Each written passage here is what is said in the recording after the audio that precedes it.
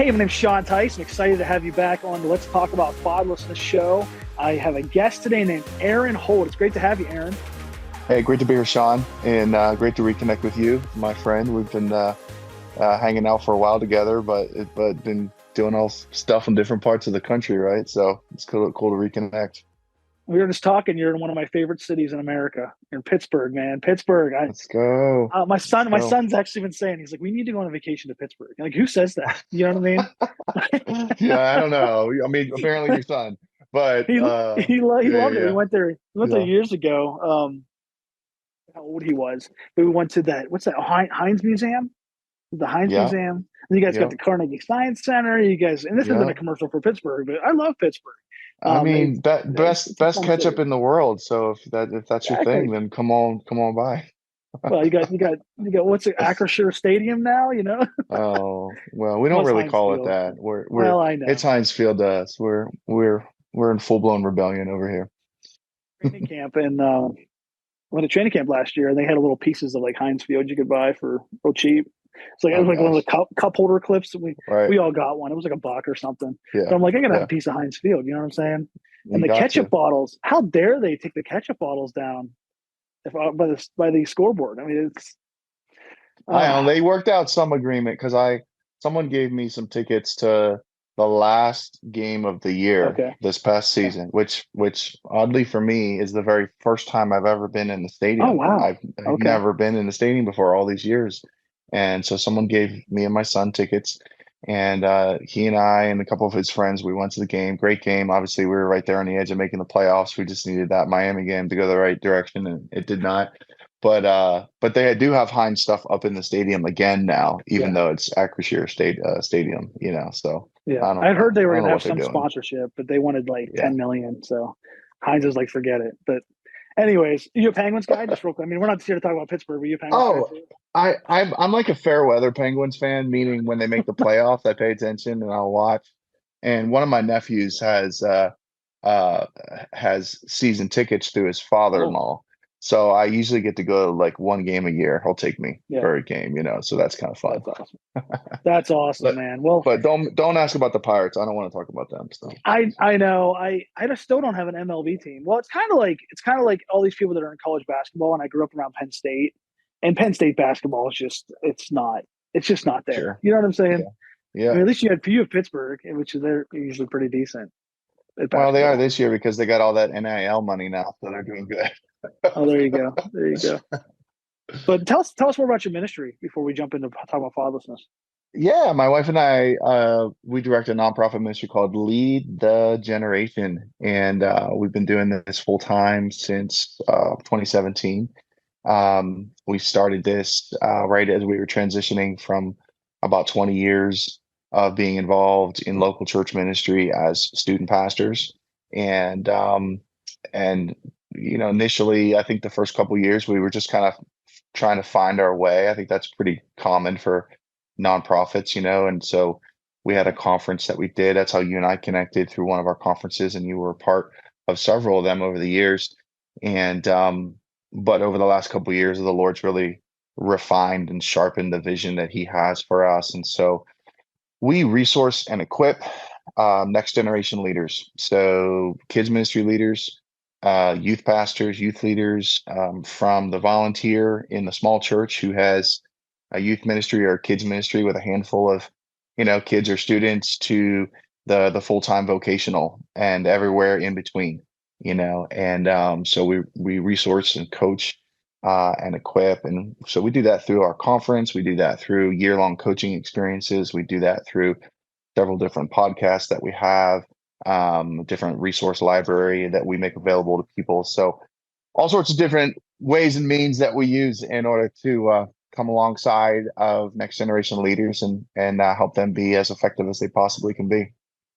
That's great, and I appreciate your ministry. I've been to a few of the. I think I was at one in Massachusetts. I got to speak at Yeah. one of the breakout sessions, and then I think it was Valley Forge is the other one I Yep. was at. So Yeah. Yeah. blessed to be Absolutely. part of it. Thanks for Yeah. having us be part of there Yeah. to represent fatherlessness and God is my dad, Life Factors Ministries. But I want to talk to Yeah. you about fatherlessness. I mean, you're in the youth ministry setting, and you deal with it. You see working with youth workers and things like that. I want you to just, and this is a casual conversation, just talking about fatherlessness. What have Yeah. you seen? Different trends, things like that you want to share? Yeah, I think if I reflect back on, 7 or 8 years ago when I was still serving as a full-time youth pastor at a local church setting, it was during that time frame, when my wife and I were in ministry, that we began to see very clearly that on any given week when we were, with a group of students, whether it was in a small group context or whether it was in like our weekly youth service, um, you could have easily up to 50% of the kids that we were talking to that are, have no father. They're coming from a broken family situation, or even if they had both parents, you could probably make the case that it was highly dysfunctional. And when you would compare the challenges that those young men and those young women were experiencing, with the challenges that students that were, blessed to be a part of a holistic and healthy family, it was a night and day difference, Yeah. and so we could very quickly and easily trace back different behavioral challenges or different obstacles to, a student's spiritual growth, that oftentimes just connected back to the family experience that they were having, the lack of a father in their life, what that was doing to them, the additional, burdens that meant that young man or young woman were going to have to carry through life. And so we began to see it firsthand in student ministry. And it was during those years, and our own kids were starting to come up into the youth ministry at that point. Those were during the years when our son, our oldest, and then, we have a son and two daughters, and but our son was in our youth ministry during those years, and then, the older of our two daughters was coming up as well in her junior high years.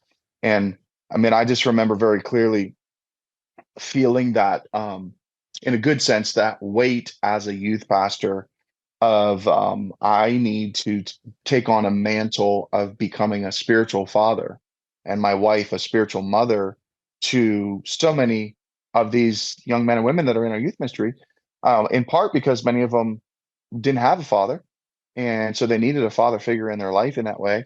And then also was the recognition, realization that, even in my life, I'm really grateful to have had a spiritual, a father, not just a spiritual father, but I have an earthly father that, incredible. Still, they live 5 minutes from us. We're, still really close. Yeah.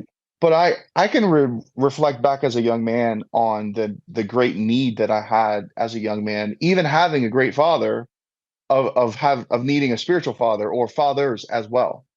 And Yeah. so it was during that season of youth ministry when God began to really connect a lot of the dots for me and help me really shift our philosophy and our focus in student ministry towards that mantle of we're spiritual fathers and we're spiritual mothers to these kids. And, there's a far greater weight on what we're doing than just simply, I'm a youth pastor or I'm a youth pastor's wife. I'm a small group leader. We even said that to our small group leaders. Oftentimes we'd say to them, you're more than a small group leader. You're really a spiritual mom or spiritual dad to the kids in your group. And, so those were big shifts for us in youth ministry, and we've always carried that with us ever since then. That sense of how do we minister to and meet the needs of a fatherless generation. Part of that being taking on that mantle of being a spiritual father, being a spiritual mother. Yeah. And you guys train youth workers and children's workers and stuff like that. How do you, what are some things you've seen, how to help them? I mean, because they're probably, and I see, and I've spoken in over 200 churches, and I have talked to pastors and stuff. And how do you go about helping them? How do you help the pastors? How do they deal with single moms, grandparents raising grandkids? What's your advice on that? Yeah, there's probably a lot of layers to that. And I think the context of one's ministry probably speaks to a lot of that as well, just depending on, where they're at, where they're situated at in ministry, or what their setting is in their church, and all of that. For us, it looked like, with our small group leaders in particular, we were very intentional about always casting vision for, we want you to be more than a small group leader. We want you to take on that spiritual mantle of, spiritual mom, spiritual dad. So that meant we talked about that a lot. We would train in that regard. We would, Mm. break down practically, okay, what does it look like? What does it mean to be spiritual dad, spiritual mom, what, because that is different, right? And we would talk even with our younger leaders about what does that mean for you? And, you got some single young adults that are helping out in your youth ministry, and they're like, I'm not even married, like, let alone having kids. Like, I have no idea what you mean, And so we would talk about, for them, maybe taking more on that role of being, big brother, big sister, in Christ. We would point to a lot of biblical examples, So where do we find spiritual fathering at, spiritual parenting at in the Bible? And so we'd point to examples like Paul and Timothy, or Elijah and Elisha, or Mordecai and Esther, So we'd point to some of these different stories, just a proof text in a sense, like, hey, this is very biblical, this approach that we're taking. And we would try to even break down practically how do you partner with them, like the single mom or the single dad. How do you partner with them? How do you partner with the parents, the student who has both parents? Like, because we're not trying to replace, we're not trying to take the place of, but you're trying to augment or be in addition to. And yes, in some cases, you are providing something that a student doesn't have, and that they might not be able to get anywhere else other than through a healthy local church youth ministry. So, not a lot of practical, easy steps in there, but I think you're asking a very nuanced question, and which is a great question. But it was a lot of work for us to really try to Yeah. help our leaders take on that mantle, and so there was a lot of um, interesting conversations we'd have and training sessions where we're trying to come along our leaders and help them carry that mantle. I think that's a great way to go about it. And I my youth pastor came. So my pap died. My dad walked away when I was a baby. My pap was my dad then for from 10 months old up till I was right before my sixth grade year, and then he died right at the beginning of when I turned in sixth grade, right before I turned 12. And so I was a mess for that year, year and a half. And then I had a youth pastor come to our church. Um, I think it was December or something like that. And I remember it. That's how significant it was for me that this youth pastor came to our church December of my seventh grade year. And that changed my life, because he was intentional, like you were saying there. He was intentional about um, helping me, helping my sister and I. They had just adopted five kids Wow. from the state of Tennessee out of like an abuse situation, and they moved to Pennsylvania, became a youth pastor, and it was the fact that they would take time to spend time with us, and it was say always a safe environment, stuff like that. But we just like we would go on like little trips with them over the weekend. They had like an RV, like all this stuff, and it was awesome. Now make it safe if you're doing that with kids, but it was for me it was such a help because I was in a position where my pap died. I didn't have a guide, and I needed those people. And so I Yeah. appreciate what you said because you're saying that just be more than just a small group leader. Be involved in their life. I was just talking to a kid that I was mentoring in Vegas that just moved to Ohio, and this past week, and he said that he's growing up fatherless. He actually was adopted, and then his adopted parents passed away, and so he's being raised by Mm. his sister now. But he has a youth pastor who takes him out every other week, and so there's so many different ways that you can Right. be involved in their life, and so that's why I think it's great what you said, just being more around them and to help them. Yeah, and I Right. think, good old-fashioned youth ministry has always been based around, Yep. building relationships with students. And so if you have anything philosophically that resembles that approach towards student ministry or even towards kids ministry, then you're probably more of a spiritual father or spiritual mother than what you realize, you know. Um, but along with that, I also wanted to emphasize to my leaders, like I wanted them to lean into that. I didn't want them to avoid that. I wanted them to lean into it and say, this is a role that this young man or this young woman needs in their life, and I'm honored to give that to them in whatever way or whatever capacity that I can. Yeah, that's great. Now you work with youth workers, and it's like I've been to your Lead the Generation at Valley Forge, and there's a lot of young kids coming up, and they're becoming leaders. Do you see anything with them growing up fatherless themselves, and then now they're becoming youth workers? Do you see any struggles with that, where they're bringing any baggage into youth ministry? Just, I mean, that's a weird, random question, but just wondering. Yeah. I do. I coach a lot of youth pastors right now.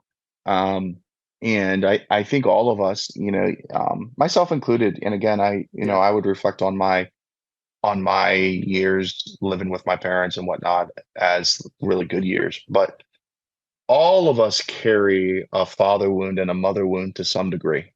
Mm. I mean, it's just impossible for us to make it throughout life without the bumps and bruises and scars that come with this sinful world that we live in, right? And you're raised by parents that have a sin nature, and you see them at their best and you see them at their worst, Yeah. um Yeah. and if you're the oldest in your family, then you probably got maybe one of the worst versions of your parent, because they're brand new. They're experimenting on you. Yeah. And if you're the baby of the family, like I was, then maybe you got a better version of them. They're a little more refined at that point. But you still carry things that your parents carried and passed on to you. Um, when you bring that into adulthood, and you bring that into marriage, and you bring that into ministry, there are moments in life where we do have to have a bit of a reckoning with, hey, here's some of the baggage that I brought in, um, because of the family that I grew up in. Again, even if you look back and say, man, my family was great, but no family's perfect. And so you're going to carry with you the good, and you're also going to carry with you the bad. You're going to carry with you the healthy, also the unhealthy. So learning how to identify some of those things early on in adulthood, and seek to maybe rectify some of those things or have some of those things be healed, I think is huge. Especially if you look back at your childhood and you did experience fatherlessness in your childhood, right? There's a father wound there, or the lack of a father wound that's there. And at some point that is going to manifest itself. It's going to show itself in the way you handle marriage, or the way you handle parenting, or the way you handle ministry, or as a youth pastor or kids pastor, the way that you relate to kids, and so I think those are moments that we all have to learn to work through. I do have that conversation quite often with youth pastors that will be in the middle of coaching through a situation, or how they handled this moment or that moment, or how they handled an angry parent, or whatever it is. And you realize that they're handling some of those things from a place of like, I haven't really resolved some of these wounds, Mm. from my childhood. Um, and so that takes work, and that not easy, but it takes work. So I see that quite a bit, and I think I am often a voice for, again, philosophically, approach next gen ministry, approach youth ministry, approach kids ministry with a mindset of spiritual parenting, right? Yeah. Um, Part of that's my own experience. Part of that's my own upbringing, the value that spiritual fathers and mentors had on my life. My wife would echo the same thing, in her upbringing. Um, Part of that is also having been in youth ministry long enough now that I'm coaching some of the younger men and women that are coming up, into leadership. I'm recognizing, like, hey, the most valuable thing you have to offer as a leader, in youth ministry in particular, it's not your age, it's not how young you are, it's not how cool you are, it's not how relevant you are, it's not your gifting, it's not your ability to, whatever your skill set, your ability to speak or preach or play an instrument or put together great graphics or be an event planner or whatever. All those things are cool. God wants to use all that stuff that He's given you, all those gifts. But who you are as a person, Mm. that's the greatest gift that you have to offer to the next generation.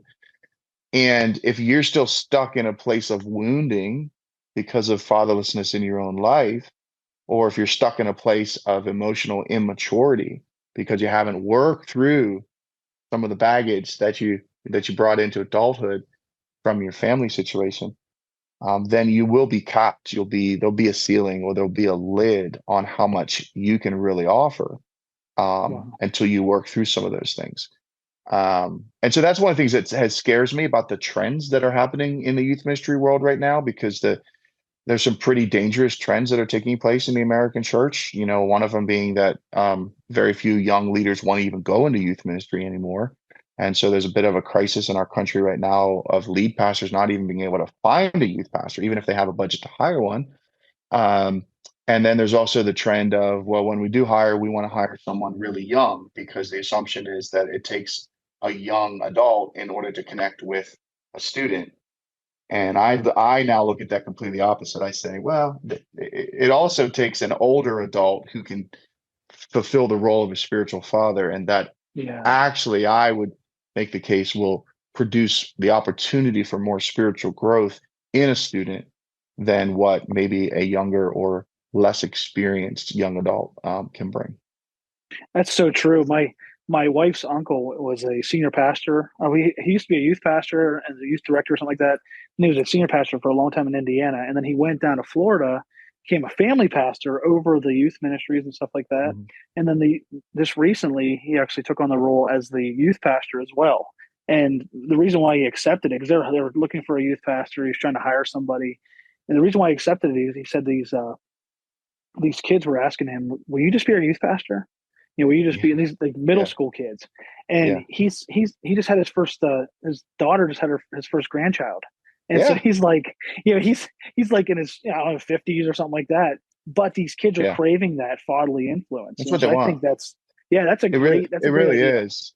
Gen Yeah, Z kids, and I think Gen Alpha continue this same trend, but they want meaningful relationship with mature adults.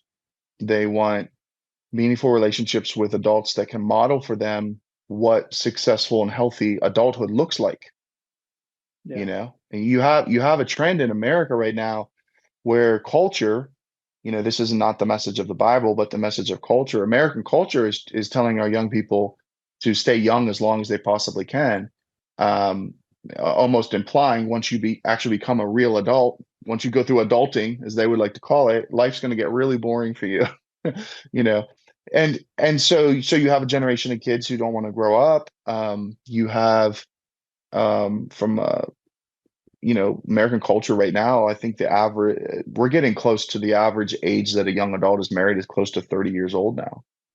And so we've extended adolescence from like 12, 13 all the way to 30 now, in a sense, is what we've done. And we've basically told young people, stay young as long as you can, because anything outside of this window is just going to be terrible for you. And then a lot of young people, when they're in that phase, because they don't have a lot of positive adult role models in their life, this is what it looks like to be an adult, have a job, own a home, get married, have a family, have a career, because that's never been modeled for them. Like the idea of family is a bad word for many of them because they didn't grow up in, the idea of a father is a bad word. It just invokes all sorts of negative, painful memories. If that is the starting place for a young person because of their life experiences, and they're not introduced to a spiritual father or spiritual mother, then what role model do they have in life that makes them say, I can't wait one day to grow up, be an adult, get married, have a family, yeah, right? I don't have a desire to do any of that stuff if I'm that young person, because everything that I've experienced from adults thus far has actually brought a lot of disappointment and pain in my life. Right? So again, I think it's one of the reasons we have to wrestle with this in a church context, but we also have to wrestle with this in a cultural context too. It's one of the reasons why you have young people that don't want to grow up and take on adult responsibility right now, because their entire life adults have failed them and have mm, hurt them and have let them down. And so the idea of growing up and being an adult is petrifying to them. Why would I ever want that? It's never been modeled for me. On the flip side, though, when you and I take on the role of spiritual mom, spiritual dad, so I'll put it in the context that I'm most familiar with, serving in a youth ministry, whether you do that as a volunteer or whether you do that vocationally. When you take on that mantle of spiritual mom and dad, and you begin to show kids what it looks like to be a mature Christian adult, what it looks like to have a healthy, godly marriage, what a healthy, godly family can look like, now you are creating an opportunity for a young person to look at your life, not your gifts, not the quality of your youth ministry or kids ministry program, but your life, and say, when I grow up, that's what I want to be like. I aspire, to that now. And the longer, Julie and I had the opportunity to be youth pastors at the same church for over 15 years.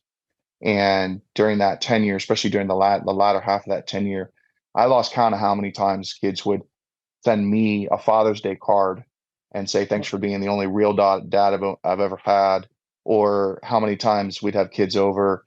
We used to have our high schoolers over to our house the Wednesday night before Thanksgiving and do like a late night Thanksgiving meal just for fun, hang out or whatever. And I lost count of how many times kids when they were leaving my house that night would say, thanks for showing us how to celebrate Thanksgiving.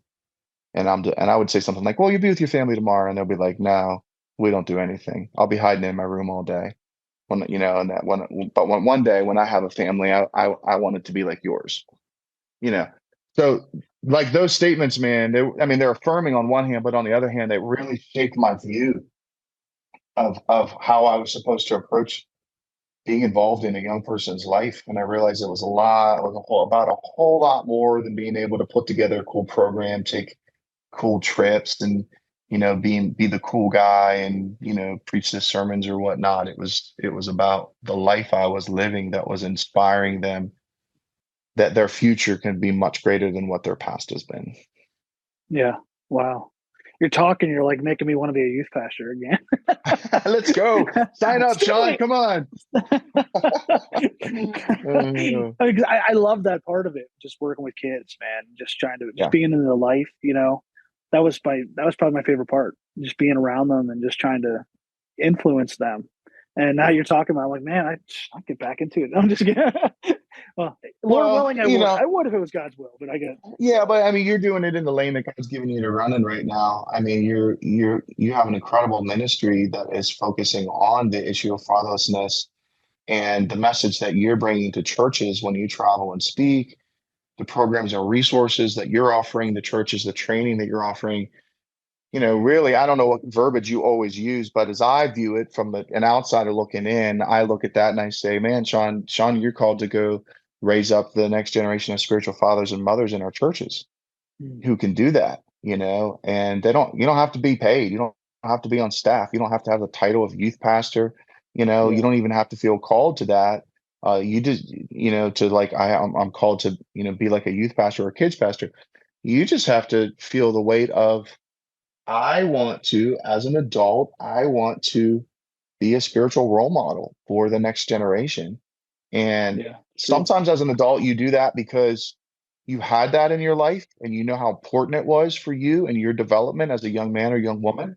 And so you want to give back because it was given to you. And that's a lot of my motivation, was like, man, I had a lot of spiritual thought, and still to this day, I'm the product of a lot of wonderful spiritual fathers and mothers in my life, my wife as well. So sometimes that's your motivation. Sometimes your motivation is, I want to be for someone else what I never had when I was a teenager.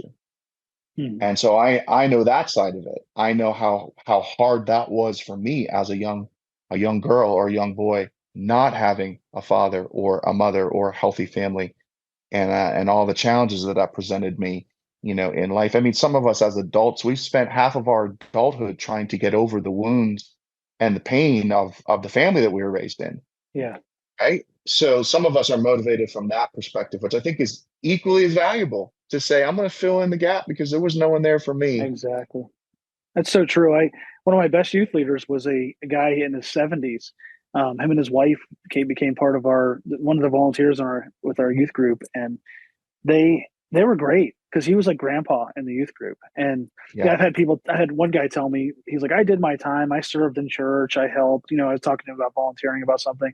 This guy, he jumped in, man. He's like, I want to be involved. His wife was a former middle school student, or middle school teacher, not student, teacher. And so she kind of kept the structure and kept the discipline and helped with that. He was like the grandpa buying him candy and stuff.